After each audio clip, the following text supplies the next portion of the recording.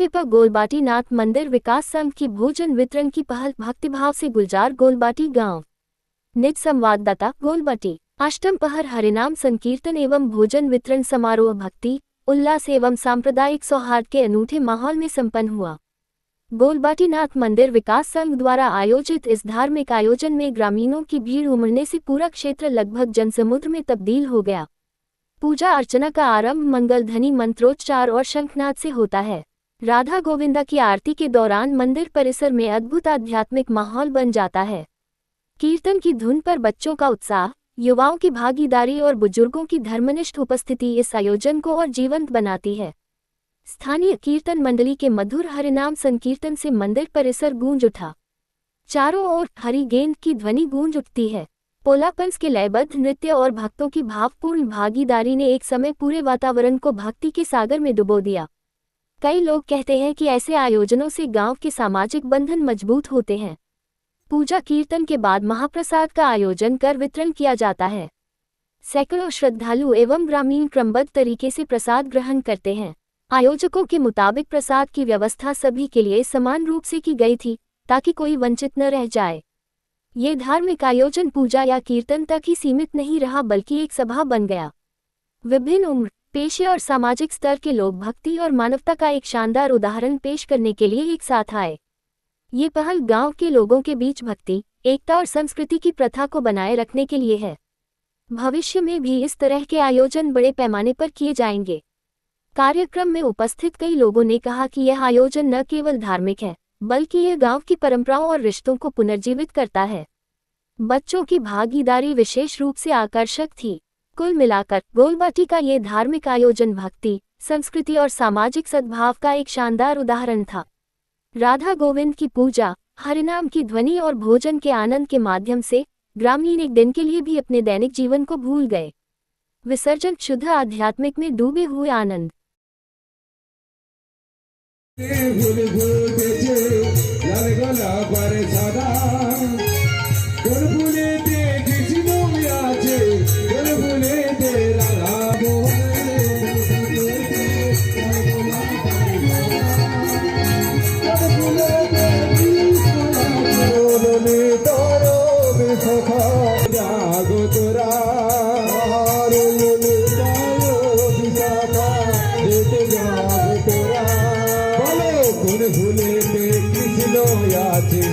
भूले ते राधा चलो कौन भूले ते कृष्ण आछे कौन भूले ते राधा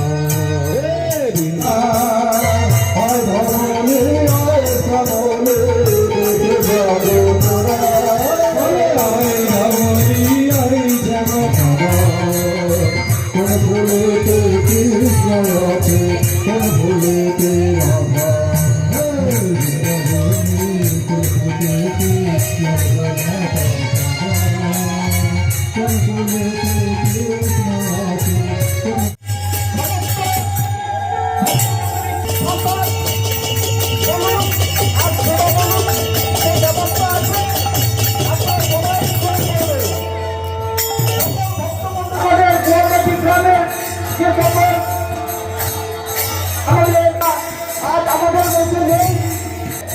আমরা মহাপ্রভুর চরণে তাদের আত্মার শান্তি কামনা করি। এই আজকের দিন এই সিদ্ধান্ত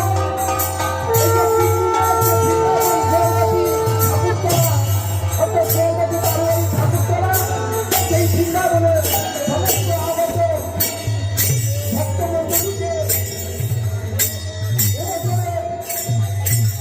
বাৎসরিক রাসলীলা তাকে অপেক্ষা করে থাকি মায়েরা সেই রাসলীলা পরিবেশন করবেন। এই বৃন্দাবনে লীলাকীর্তন পরিবেশন করবেন বিশিষ্ট কীর্তনিয়া সুদূর হুগলি খানাকুল থেকে আগত মাননীয় শারদ চক্রবর্তী মহাশয়। তারপর রাসলীলা পরিবেশন করবেন যে রাসলীলা, সেই রাসলীলার রস অসাধন মহাপ্রভুর চরণে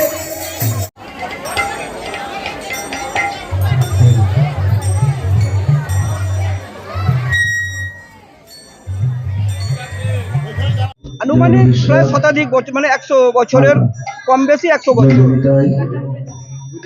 জয় জয় গুরু জয় জয় আমার বয়স হয়ে গেছে প্রায় 56 বছর।